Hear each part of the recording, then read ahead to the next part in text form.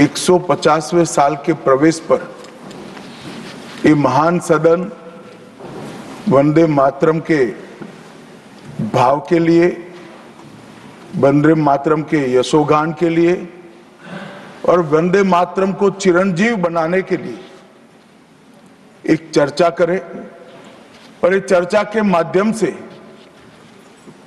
विशेषकर हमारे देश के बच्चे, किशोर, युवा, आने वाली पीढ़ियों तक वंदे मातरम का आजादी के लिए योगदान, वंदे मातरम गान की रचना में राष्ट्रभक्ति और राष्ट्र की संस्कृति के प्रति समर्पण का जो भाव है, उसका आने वाले महान भारत की रचना में योगदान, इसके संकल्प के साथ जुड़ाव, ये सभी चीजों से हमारी आने वाली पीढ़ियां भी युक्त हो। इसलिए मैं आपका और सदन के सभी सदस्यों का हृदय पूर्वक बहुत बहुत अभिनंदन करना चाहता हूं कि आज ये चर्चा यहां पर आकार ले रही है। महोदय, हम सब सौभाग्यशाली हैं कि हम एक ऐतिहासिक पल के साक्षी भी बन रहे हैं और इसमें हिस्सा भी ले रहे हैं। ये महान सदन में जब वंदे मातरम की चर्चा हो रही है, तब कल कुछ सदन सदस्यों ने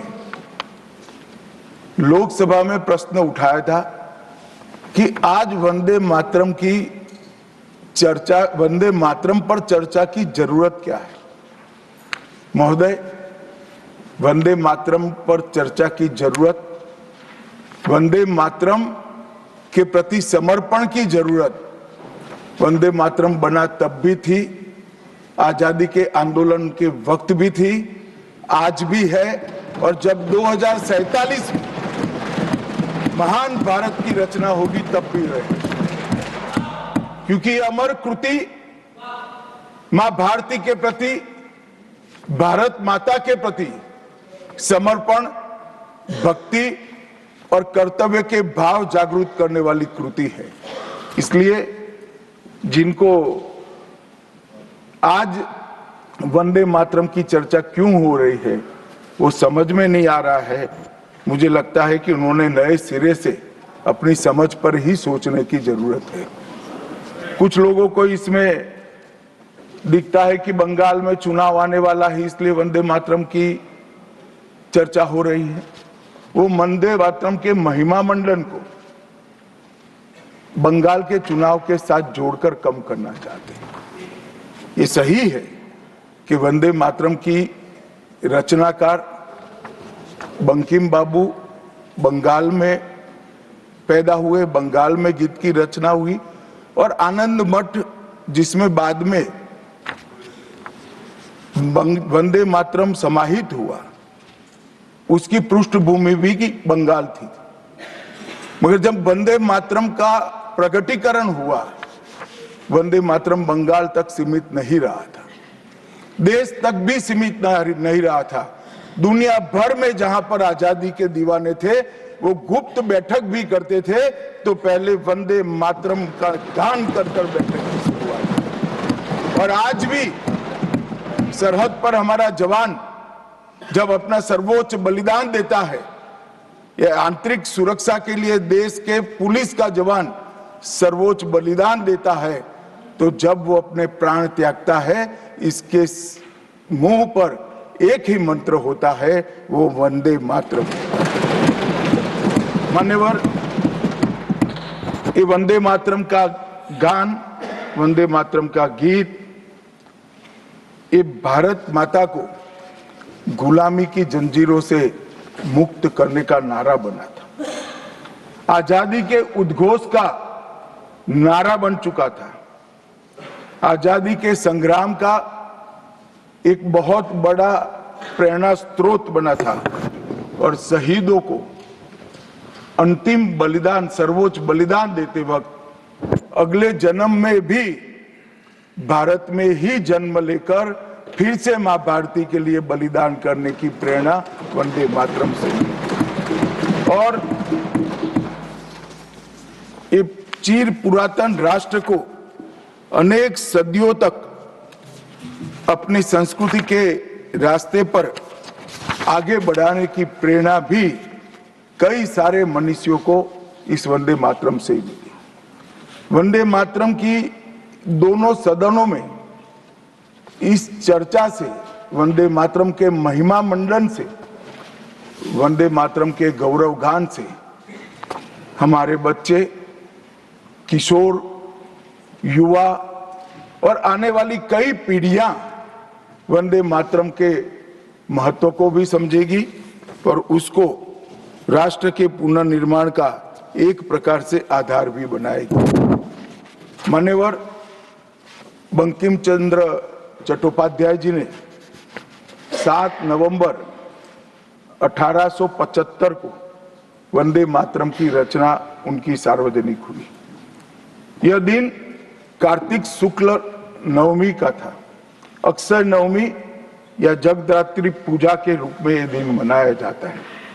और जब रचना की तब शुरू में कुछ लोगों को लगा कि एक उत्कृष्ट साहित्यिक कृति है, परंतु देखते देखते देखते वंदे मातरम का एक गीत देशभक्ति, त्याग और राष्ट्रीय चेतना का प्रतीक बन गया, जिसने हमारे आजादी के आंदोलन का रास्ता प्रशस्त किया।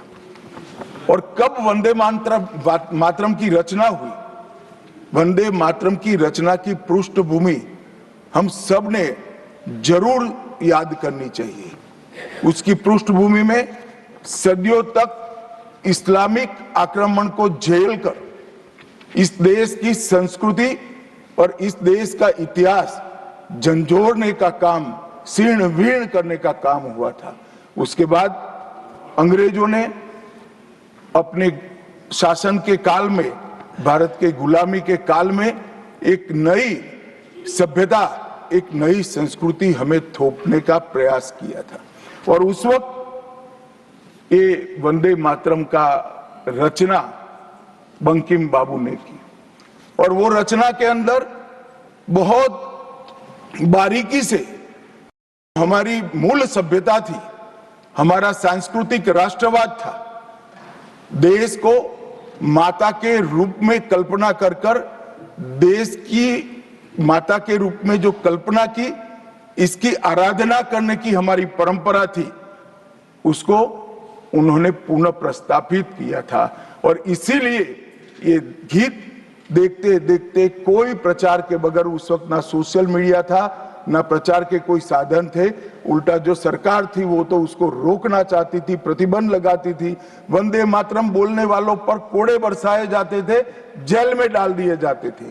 फिर भी वो सारे प्रतिबंधों को पार कर कर हर एक व्यक्ति के मन को भी छुआ, आत्मा को भी छुआ और अनेक प्रताड़नाएं झेलते हुए भी वंदे मातरम कश्मीर से कन्याकुमारी तक फैल गया। मान्यवर, ये एक प्रकार से भारत के संस्कृति के प्रति श्रद्धा रखने वाले सभी लोगों का पुनः जागरण का मंत्र बन गया। गुलामी के कालखंड में कई मंदिर, विश्वविद्यालय, कला केंद्र, हमारी कृषि व्यवस्था है, हमारी शिक्षा व्यवस्था, कई सारी लाइब्रेरी अस्त व्यस्त हो गई, तोड़ दी गई, शीर्ण वीर्ण कर दी गई। मगर हमारी संस्कृति, उसके भाव को हमारे जनमानस से कोई नहीं मिला। मगर एक जरूरत थी वो भाव को जागरूक करने की और वो भाव को पुनः संगठित करने की। उसी वक्त बंकिम बाबू ने वंदे मातरम की रचना की और देखते देखते वंदे मातरम का नारा अक्रॉस द कंट्री, पूरे देश में ट्रैवल कर गया मान्यवर, और अंडमान निकोबार की जेलों तक पहुंच गया। उसको ना अंग्रेज रोक सके, ना अंग्रेजों की सभ्यता को स्वीकारने वाले लोग रोक सके। मान्यवर, वंदे मातरम ने एक ऐसे राष्ट्र को जागरूक किया जो अपनी दिव्य शक्ति को भुला चुका था। राष्ट्र की आत्मा को जागरूक करने का काम वंदे मातरम ने किया। ये इसीलिए महर्षि अरविंद ने कहा वंदे मातरम भारत के पुनर्जन्म का मंत्र है। श्री अरविंद का ये वाक्य, इसका गर्भित अर्थ वो वंदे मातरम की महत्ता को बताता है। मान्यवर अरविंद घोष ने यह भी कहा कि देश को एक ऐसे मंत्र की आवश्यकता थी और ईश्वर ने उसे साकार करने के लिए ही बंकिम बाबू को इस भूमि पर भेजा था। श्री अरविंद का वंदे मातरम के लिए भाव बच्चे बच्चे के लिए एक प्रेरणा स्रोत बन गया और हमारे आजादी का नारा बन गया। मान्यवर, हमारे देश को जो लोग समझते हैं, लोग जो जानते हैं, वो सभी लोगों को मालूम है कि हमारा देश पूरी दुनिया में एक प्रकार से अनूठा देश है। दुनिया के कई देशों की रचना अधिनियमों से हुई है। कहीं युद्धों के कारण हुई, कहीं युद्ध के बाद संधि के कारण हुई। भारत एकमात्र ऐसा देश है जिसकी सीमाएं कोई अधिनियम से तय नहीं की है। हमारे देश की सीमाएं हमारी संस्कृति ने तय की है और संस्कृति ने इस भारत को जोड़ कर रखा है। और इसीलिए सांस्कृतिक राष्ट्रवाद का जो कंसेप्ट था, उस सांस्कृतिक राष्ट्रवाद के कंसेप्ट को, सांस्कृतिक राष्ट्रवाद के विचार को सबसे पहले गुलामी के कालखंड में जागरूक करने का काम बंकिम चंद्र चट्टोपाध्याय जी ने किया। हम पूरे देश को एक बार फिर से देखें तो हमें मालूम पड़ेगा कि हमारे देश को जोड़ने वाला मंत्र हमारी संस्कृति है। हमारे देश को जोड़ने वाली, एक रखने वाला मंत्र हमारी संस्कृति है। और इसी के कारण वंदे मातरम का जो उद्घोष हुआ, उसने सांस्कृतिक राष्ट्रवाद के सिद्धांत को पहली बार एस्टैब्लिश करने का काम किया। जब अंग्रेजों ने वंदे मातरम पर कई सारे प्रतिबंध लगाए, तब बंकिम बाबू ने एक पत्र में लिखा था, मुझे कोई आपत्ति नहीं है, मेरे सभी साहित्य को गंगा जी में बहा दिया जाए। यह मंत्र वंदे मातरम अनंत काल तक जीवित रहेगा। यह एक महान गान होगा और लोगों के हृदय को जीत लेगा और भारत के पुनर्निर्माण का ये मंत्र बनेगा। आज हम देख रहे हैं कि बंकिम बाबू के वो शब्द सच हुए हैं। भले देर से ही सही, ये पूरा राष्ट्र आज सांस्कृतिक राष्ट्रवाद की परिकल्पना को स्वीकार कर आगे बढ़ रहा है। और मान्यवर, हम सब जो भारत माता की संतानें हैं, वो मानते हैं कि ये देश कोई जमीन का टुकड़ा नहीं है। वो उसको हम माँ के रूप में देखते हैं और उसका भक्ति गान भी करते हैं, और वो भक्ति गान की अभिव्यक्ति ही वंदे मातरम है। मान्यवर, आज मैं सदन में जब ये चर्चा हो रही है तब बताना चाहता हूं, वंदे मातरम की रचना में हमारे जीवन में देश की, भारत माता की कल्पना का जो योगदान है, उसको बहुत अच्छे तरीके से भावना के साथ वर्णन किया है। जल, फल और समृद्धि तीनों की दायिनी भारत माता को बताया गया। शोभित पुष्पों से मन को प्रफुल्लित करने वाली भी भारत माता को बताया गया। सरस्वती, लक्ष्मी, दुर्गा, ये तीनों का जो स्वरूप है वो भारत माता है। एक प्रकार से हमारा समृद्धि, हमारी सुरक्षा, हमारा ज्ञान, हमारा विज्ञान, ये सब भारत माँ की ही कृपा है और उसकी आराधना से ही प्राप्त हो सकता है। इतना बड़ा एक संकल्प बंकिम बाबू ने रखा। दुर्गा की वीरता, लक्ष्मी की संपन्नता और सरस्वती की मेघा, ये तीनों हमें भारत माँ की कृपा ही दे सकती है, यह मिट्टी ही दे सकती है। इसीलिए इसको बार बार प्रणाम करना चाहिए, माँ को प्रणाम करना चाहिए। मान्यवर, एक प्रकार से जिसकी उद्घोषणा 150 साल पहले बंकिम बाबू ने की, ये विचार तो बहुत चिर पुरातन है।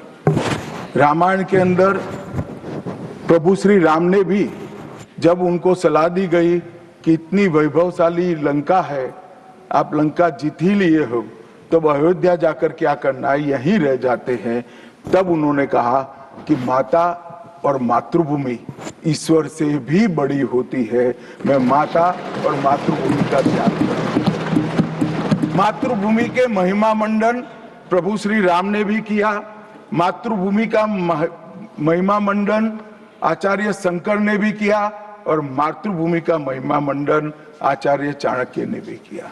ये सभी ने समय समय पर हमारे अस्तित्व को मातृभूमि के साथ जोड़ने का काम किया।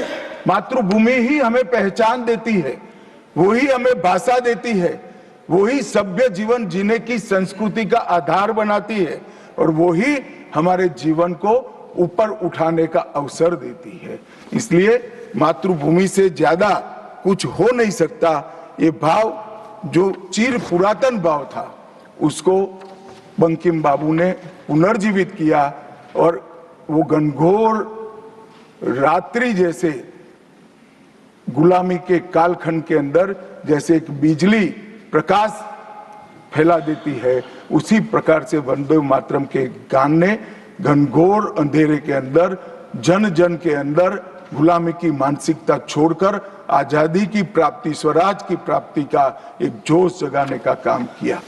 मान्यवर, महर्षि अरविंद ने वंदे मातरम को गीत नहीं, हमारी आध्यात्मिक शक्ति का प्रतीक माना। उन्होंने बहुत सुंदर तरीके से वर्णन किया है कि स्थूल, सूक्ष्म और कारण तीनों प्रकार से वंदे मातरम भारत की शक्ति को जगाता है। स्थूल शरीर वंदे मातरम का उच्चारण हमारी शरीर में शक्ति और उत्साह भरता है। राष्ट्रभक्ति की क्रिया प्रक्रिया शक्ति को जगाती है। सूक्ष्म शरीर हमारे भावनाएं, हमारे विचारों को वो शुद्ध करता है और हमारी चेतना को वो जागरूक करता है। और कारण आध्यात्मिक शरीर में भी उन्होंने कहा कि बंकिम बाबू एक ऋषि चेतना से प्राप्त मेघा से ही वंदे मातरम की रचना किए हैं। और बहुत अच्छे तरीके से उन्होंने कहा, ये गीत केवल देशभक्ति की, देश प्रेम की अभिव्यक्ति नहीं है, बल्कि भारत माता की दिव्य शक्ति का आह्वान है। भारत की मूल चेतना, सनातन शक्ति, उसको पुनर्जीवित करने का ये वंदे मातरम मंत्र है। और इसीलिए आजादी के वक्त सभी हमारे नेताओं ने वंदे मातरम को आजादी के आंदोलन का आधार बनाने का काम किया। कई सारे हमारे आजादी के संग्राम के सेनानी जिनको अंग्रेजों ने फांसी पर चढ़ाया, इस सब में एक चीज सामान्य निकल कर आती है, तो फांसी के तख्ते पर चढ़ते चढ़ते जो शहीद अंतिम शब्द बोले वो सभी के मुंह से वंदे मातरम ही निकला। स्वदेशी का आह्वान करना हो, विदेशी माल का बहिष्कार करना हो, राष्ट्रीय शिक्षा का आह्वान जगाना हो, हर वक्त राष्ट्रभक्ति जगाते वक्त वंदे मातरम का उद्घोष इस देश ने सुना भी, इस देश ने महसूस भी किया। पंजाब के गदर आंदोलन में वंदे मातरम के शीर्षक से कई पर्चे बांटे गए। महाराष्ट्र में वंदे मातरम के विशेष अंक गणपति और शिवाजी के उत्सव में बांटे जाते थे। तमिलनाडु में सुब्रह्मण्यम भारती जी ने तमिल अनुवाद कर हिंद महासागर को भी क्रांति की चेतना से आंदोलित कर दिया था। मान्यवर, 1907 में कलकत्ता में वंदे मातरम नाम का एक अंग्रेजी अखबार शुरू हुआ, जिसके संपादक महर्षि अरविंद थे। ब्रिटिश सरकार ने उसको सबसे खतरनाक राष्ट्रवादी पत्र माना। वो राष्ट्रवादी भी कहते थे और खतरनाक भी कहते थे। और श्री अरविंद पर राजद्रोह का मुकदमा भी चला और उनको सजा भी गई। अंततोगत्वा उसको प्रतिबंधित कर दिया। मान्यवर कांग्रेस के अधिवेशनों ने भी वंदे मातरम के महिमा मंडन को, वंदे मातरम के गान को गाया। 1896 में गुरुवर टैगोर ने कांग्रेस अधिवेशन में इसको पहली बार सार्वजनिक रूप से गाया। 1905 में कांग्रेस के वाराणसी अधिवेशन में महान कवियत्री गायिका सरला देवी चौधरानी ने पूर्ण वंदे मातरम का गायन किया। और 15 अगस्त 1947 को जब देश आजाद हुआ, सुबह 6:30 बजे सरदार पटेल के आग्रह पर पंडित ओमकारनाथ ठाकुर जी ने आकाशवाणी से अपने मधुर स्वर में वंदे मातरम का गान कर देश को भावुक कर दिया। और ये सभी भावना को देखते हुए संविधान सभा की अंतिम बैठक 24 जनवरी 1950 को संविधान सभा के अध्यक्ष राजेंद्र प्रसाद जी की अध्यक्षता में जो हुई, उसमें राष्ट्रगान के बराबर सम्मान देते हुए वंदे मातरम को राष्ट्रगीत घोषित करने का काम किया। मान्यवर, मैं कल देख रहा था कांग्रेस के कई सदस्य आज वंदे मातरम की चर्चा क्यों जरूरी है और इसको एक राजनीतिक हथकंडा या तो मुद्दों पर से ध्यान भटकाने का एक हथियार मानते थे। मान्यवर, मुद्दों पर चर्चा करने से कोई नहीं डरता है। संसद का बहिष्कार हम नहीं करते हैं। संसद का बहिष्कार अगर करना है, संसद का बहिष्कार न करे, संसद चलने दे, तो सब मुद्दों पर चर्चा होगी। हमें कुछ डरने जैसा नहीं है, छिपाने जैसा नहीं है। कोई भी मुद्दा हो, हम चर्चा करने के लिए तैयार है। परंतु वंदे मातरम के गान की चर्चा को, वंदे मातरम के गान पर की चर्चा को टालने की ये मानसिकता ये नई नहीं। मान्यवर, ये तो वंदे मातरम का 150वां साल है। हर महान रचना का, हर महान घटना का महत्वपूर्ण साल कई मायनों में हमारे देश में मनाता जाता है। तो ये तो 150वां साल है। अब हम थोड़ा पीछे मुड़कर देखते हैं। मान्यवर, जब वंदे मातरम के 50 साल हुए तब क्या हुआ? वंदे मातरम के 50 साल हुए, देश आजाद नहीं हुआ था। और वंदे मातरम की स्वर्ण जयंती हुई 1937 में। तब जवाहरलाल नेहरू जी ने वंदे मातरम के 2 टुकड़े कर उसको 2 अंतरों तक सीमित करने का काम। कांग्रेस पार्टी की 50वें साल में जो एक प्रकार से वंदे मातरम का महिमा मंडन करने की पद्धति थी,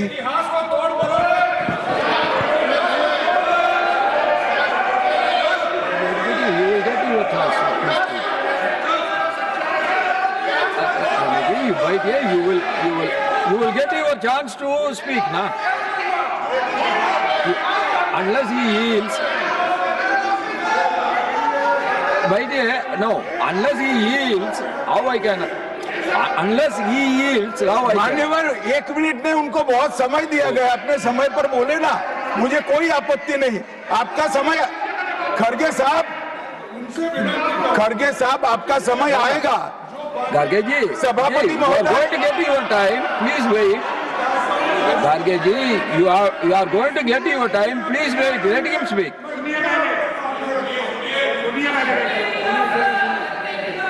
मान्यवर, 50वें पड़ाव पर वंदे मातरम को सीमित कर दिया गया। वहीं से तुष्टीकरण की शुरुआत हुई और वो तुष्टीकरण जाकर देश के विभाजन में। मान्यवर, मेरे जैसे कई लोगों का मानना है, कांग्रेस पार्टी को पसंद आए ना आए, अगर वंदे मातरम के तुष्टीकरण की नीति के तहत 2 टुकड़े न करते तो देश का बंटवारा नहीं होता और देश पूरा होता। मान्यवर, 50 साल के बाद 50 साल के बाद No, nothing will 50 साल go के on बाद- record except honorable minister's speech. Please. मान्यवर 50 साल के बाद वंदे मातरम 100 साल का हुआ। सबको था कि 100 साल मनाए जाएंगे, 100 साल मनाए जाएंगे, मगर 100 साल हुआ तब वंदे मातरम का महिमा मंडन का सवाल ही नहीं था, क्योंकि वंदे मातरम बोलने वाले जो सारे लोग थे उनको इंदिरा जी ने जेल में बंद कर दिया। इस देश में आपातकाल लगाया गया, आपातकाल लगाया गया। विपक्ष के लाखों लोगों को, लाखों समाज सेवियों को, स्वयंसेवी संगठन के लोगों को जेल में भर दिया गया, कोई कारण के बगैर। अखबारों पर ताले लगा दिए गए, यहां तक कि आकाशवाणी में उस वक्त एक ही माध्यम था, आकाशवाणी में किशोर कुमार की आवाज ही नहीं आती थी, ड्यूएट गाने भी लता जी की आवाज में ही आते थे। मान्यवर, पूरे देश को जब वंदे मातरम 100 साल का हुआ, पूरे देश को बंदी बनाकर रख दिया। और कल 150वां साल है। 150वें साल में लोकसभा में चर्चा हुई। साहब, ये कांग्रेस पार्टी की स्थिति देखिए। जिस कांग्रेस पार्टी के अधिवेशनों की शुरुआत गुरुवर टागोर जैसे लोग वंदे मातरम गा कर कराते थे। वंदे मातरम कांग्रेस पार्टी के आजादी के आंदोलन का एक मंत्र बना था। वो वंदे मातरम के महिमा मंडन करने के लिए जब लोकसभा में चर्चा हुई, गांधी परिवार के दोनों सदस्य नदारद थे, दो में से एक भी। वंदे मातरम का विरोध आज भी जवाहरलाल नेहरू से लेकर आज के कांग्रेस के नेतृत्व तक कांग्रेस के खून के अंदर बसा। मान्यवर,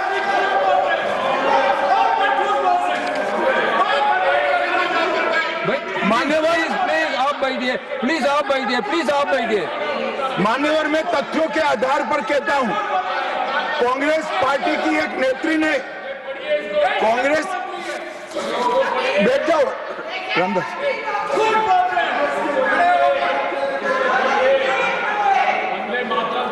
अरे दिग्विजय जी, अब नौकरी पक्की है, इस आयु में क्या कर रहे हो भैया?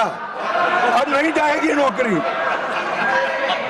मान्यवर, मैं जो कह रहा हूं वो रिकॉर्ड का हिस्सा सदन का। मान्यवर, दूसरे सदन की चर्चा में कांग्रेस पार्टी की एक प्रमुख नेत्री ने कहा है कि वंदे मातरम की आज चर्चा की कोई जरूरत नहीं है। मुझे मालूम नहीं पड़ता कि वंदे मातरम से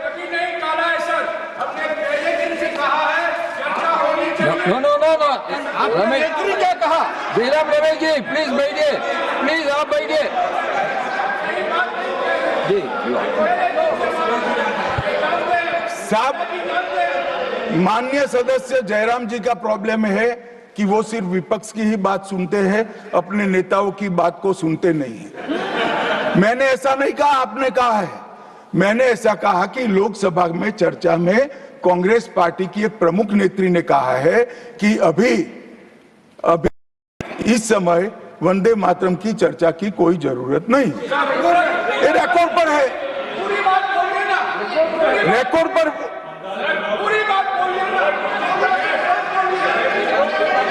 मान्यवर, आप बैठिए। मान्यवर,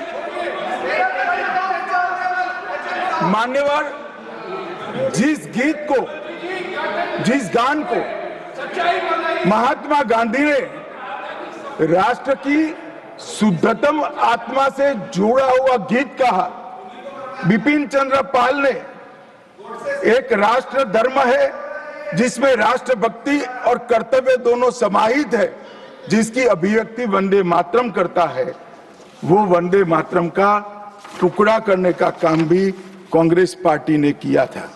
मान्यवर, अंतर्राष्ट्रीय स्तर पर भी वंदे मातरम ने हमारे आजादी के आंदोलन को गति देने का काम किया। श्याम जी कृष्ण वर्मा, मैडम भिखाजी कामा और वीर सावरकर ने जो भारत का त्रिवर्ण ध्वज निर्मित किया था, उस पर स्वर्णिम अक्षर में एक ही नाम था, वंदे मातरम। मान्यवर, बर्लिन के ओलंपिक्स में भी 1936 में गुलामी के कालखंड में भी जब हमारे हॉकी की हमारी टीम को उत्साह की जरूरत थी, प्रेरणा की जरूरत थी, कोच ने लाइन में खड़े कर भावपूर्ण तरीके से वंदे मातरम का गान किया और हम गोल्ड मेडल जीतकर आ गए। मान्यवर, भारतीय जनता पार्टी की रचना हुई तब से हमारी तो पार्टी की रचना ही सांस्कृतिक राष्ट्रवाद और ये देश अपने मूल संस्कृति के आधार पर, मूल विचारों के आधार पर चलना चाहिए, पाश्चात्य संस्कृति के आधार पर नहीं चलना चाहिए। इसीलिए हमारी पार्टी की स्थापना थी। मान्यवर, इस संसद में वंदे मातरम के गान को बंद करा दिया गया। अब फिर से खड़े हो जाएंगे कि नहीं नहीं नहीं, आप गलत बोल रहे हो, मगर इस रिकॉर्ड है मान्यवर महोदय। 1992 में भाजपा सांसद श्री राम नाईक ने एक शॉर्ट ड्यूरेशन डिस्कशन के माध्यम से वंदे मातरम को संसद में फिर से गाने की शुरुआत करने के लिए एक मुद्दा उठाया और उस वक्त प्रतिपक्ष के नेता लाल कृष्ण आडवाणी जी ने बहुत प्रमुखता के साथ लोकसभा के स्पीकर को कहा कि इस महान सदन के अंदर वंदे मातरम का गान होना चाहिए, क्योंकि संविधान सभा ने इसको स्वीकारा है। और फिर लोकसभा ने सर्वानुमत से 1992 में वंदे मातरम के गान की शुरुआत की। मान्यवर, हम जब वंदे मातरम की गान की शुरुआत कर रहे थे, उस वक्त भी मैं नाम देना नहीं चाहता, वरना औचित्य के सवाल उठाएंगे, कुछ टेक्निकल मुद्दे उठाएंगे, मगर इंडिया अलायंस के ढेर सारे लोगों ने, मेरे पास नाम की सूची है, इनको आपत्ति नहीं हो तो मैं पढ़ सकता हूं, ढेर सारे लोगों ने कहा था कि हम वंदे मातरम नहीं गाएंगे, ना बोल दिया। और मैंने मेरी आंख से देखा है, कई सारे सदस्य वंदे मातरम होता है तो वंदे मातरम के गान के पहले संसद में बैठे होते हैं तो भी खड़े होकर बाहर चले जाते हैं। मैं आपको विश्वास से कह सकता हूं मान्यवर, ये कह रहे हैं कि कांग्रेस पार्टी पर झूठे आरोप लगाए। मैं विश्वास से कह रहा हूं, भारतीय जनता पार्टी का एक भी सदस्य वंदे मातरम के गान के वक्त सम्मान के साथ खड़ा न हो, ऐसा हो ही नहीं सकता, क्योंकि वंदे मातरम के गान के प्रति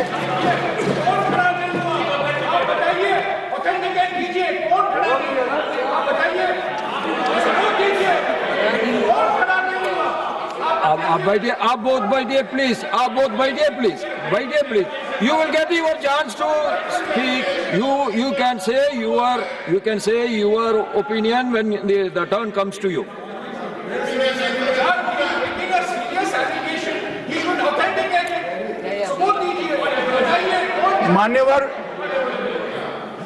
मान्यवर, अरे सुनो तो, बोल क्या करते हो भैया, मुझे सुनो तो।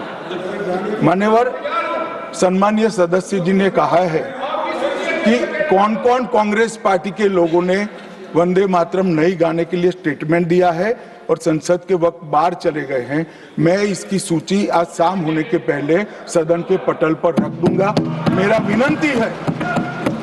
विनंती है कि वो कांग्रेस सदस्यों के नाम इस चर्चा का हिस्सा करने के लिए आप आदेश करिएगा।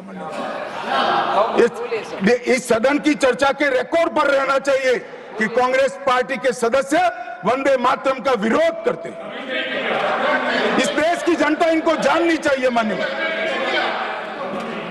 मैं दे देता हूं, दिग्विजय सिंह पढ़ लीजिएगा।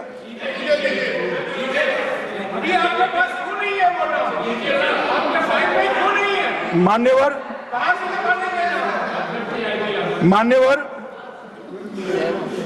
वंदे बंकिम चंद्र चटर्जी की, चट्टोपाध्याय जी की 130वीं जयंती पर हमारी सरकार ने डाक विभाग ने एक स्टैंप जारी किया। स्वतंत्रता की 75 की वर्षगांठ के उपलक्ष्य में हर घर तिरंगा का अभियान भी हमने करा और उस वक्त हमारे प्रधानमंत्री जी ने जनता का आह्वान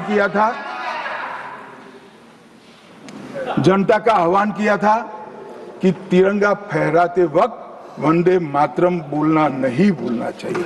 और मान्यवर, ये वंदे मातरम की 150वीं वर्षगांठ उसको भी भारत सरकार बहुत अच्छे तरीके से हमने मनाने का तय किया है। 1 अक्टूबर 2025 को केंद्रीय मंत्रिमंडल ने पूरा वर्ष वंदे मातरम के यशोगान में मनाया जाएगा, इसका प्रस्ताव पारित किया। 24 अक्टूबर 25 को राष्ट्रीय और अंतर्राष्ट्रीय स्तर पर समन्वयित कार्यक्रमों की रूपरेखा तय की गई। माननीय प्रधानमंत्री जी ने भारत माता को पुष्पांजलि देकर 7 नवंबर 25 को नई दिल्ली में ये वर्ष का शुभारंभ किया। उसका चरण 1 नवंबर में हो चुका है, चरण 2 जनवरी 26 में होगा, चरण 3 अगस्त 26 में होगा और चरण 4 नवंबर 26 में होगा। स्मारक डाक टिकट का वो भी हम जारी कर चुके हैं, सिक्का भी जारी कर चुके हैं।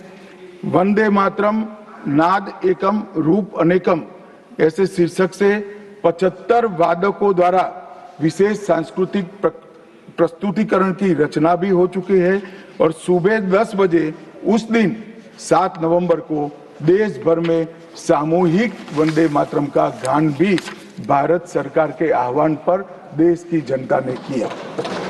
मान्यवर, वंदे मातरम के 150 वर्ष इसकी डॉक्यूमेंट्री और प्रदर्शनी बनाई गई है हर जिला सेंटर पर, और हो सके तो तहसील सेंटर पर उसको दिखाया जाएगा। डिजिटल मोड पर करोड़ों लोगों को वो प्रदर्शनी भी भेजी जाएगी।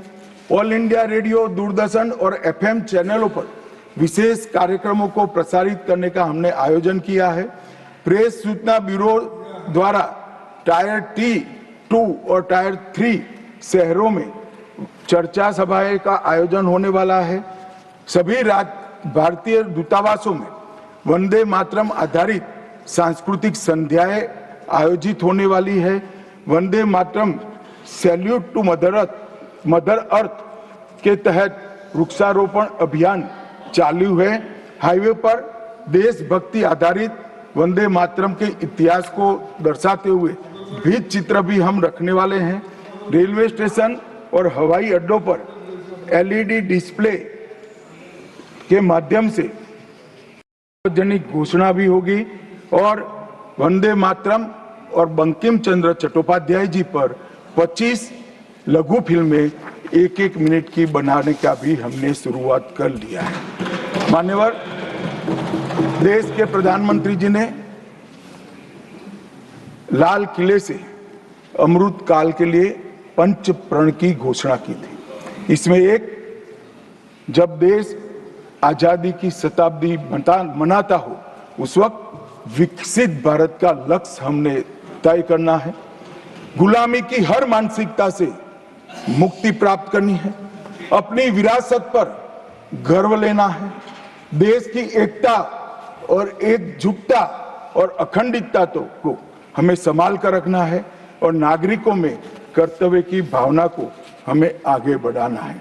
मान्यवर, जब देश के आजादी के 75 साल हुए, कोरोना काल होने के बावजूद 2 साल तक पूरे देश के हर गांव-गांव में आजादी के अमृत महोत्सव को मनाया गया। अमृत महोत्सव के माध्यम से इस देश की युवा पीढ़ी को हमारी 1857 से 1947 तक की पूरी आजादी के संघर्ष को हमारे युवाओं को परिचित कराया। कई नामी, कई अनामी, जिनके नाम भी इतिहास में दर्ज नहीं हुए, ऐसे स्वतंत्रता संग्राम के नायकों को ढूंढकर उनके स्मारक बनाए गए। देश भर में कई कार्यक्रम हुए और देशभक्ति का एक नया ज्वार खड़ा करने का प्रयास आजादी के बाद पहली बार 75 साल जब मनाए गए तब हुआ। और वहां से अटके नहीं, माननीय प्रधानमंत्री जी ने अमृत काल का विचार रखा। आजाद हुए तब से 75 साल जितनी भी सरकारें आई, अच्छा काम किया, सबने देश को बहुत आगे बढ़ाया है। हमने हमारे लोकतंत्र को पाताल से भी गहरा पहुंचाया है। हमारे लोकतंत्र की जड़ें आज मजबूत हो चुकी है मान्यवर। मगर 75 से 100 साल का एक कालखंड अमृत काल के रूप में इसका नामकरण प्रधानमंत्री नरेंद्र मोदी जी ने करा और देश के युवाओं के सामने एक संकल्प रखा मान्यवर कि आजादी का अमृत महोत्सव से आजादी की शताब्दी तक ये जो पूरा कालखंड है वो देश को महान बनाने का कालखंड के रूप में हम उसको चैलेंज के रूप में लेंगे, एक चुनौती के रूप में लेंगे। और जब आजादी की शताब्दी मनाई जाएगी, ये देश पूरे विश्व में हर क्षेत्र में नंबर 1 पर होगा ऐसे देश की। और मान्यवर संकल्प आज प्रधानमंत्री जी का अकेले का नहीं है, कोई एक पॉलिटिकल पार्टी का नहीं है। कुछ लोग भले उसको राजनीतिक नारा समझते हो, मगर ये संकल्प 140 करोड़ भारतीयों का संकल्प है और ये पूरा होकर, और इसीलिए ये दैव योगी ही है कि जब अमृत काल हम मना रहे हैं तभी वंदे मातरम के 150वां साल आज आया है। और फिर से एक बार इसके माध्यम से हम राष्ट्रभक्ति को जगाने का काम करेंगे। मान्यवर, मैंने पहले भी कहा कि वंदे मातरम काल बाह्य कभी नहीं होगा। उसकी रचना हुई तब भी उसकी इतनी ही जरूरत थी जितनी आज है। और मान्यवर, उस जमाने में वंदे मातरम देश को आजाद बनाने का कारण बना और अमृत काल में देश को विकसित और देश को महान बनने का नारा वंदे मातरम बनेगा, इसका मुझे पूरा विश्वास है। और मैं मानता हूं कि सदन में बैठे हुए सभी सदस्यों की साझी जिम्मेदारी है कि हम बच्चे के मन में वंदे मातरम के संस्कार पुनः जागृत करें, हर युवा के मन में वंदे मातरम के नारे को प्रस्तापित करें, हर किशोर को वंदे मातरम की व्याख्या के रास्ते पर अपना जीवन समर्पित करने के लिए उसको प्रेरित करें। और वंदे मातरम का ये उद्घोष ही हमारे आजादी के सेनानियों ने जो भारत की कल्पना की थी वो भारत की रचना का कारण बनेगा। और मैं मानता हूं कि सदन की भावना हमारी युवा पीढ़ी तक विशेषकर पहुंचेगी, इसका मुझे पूरा विश्वास है। आपने मुझे समय दिया, इसलिए मैं आपका पूरा धन्यवाद कर मेरी वाणी को श्रीमान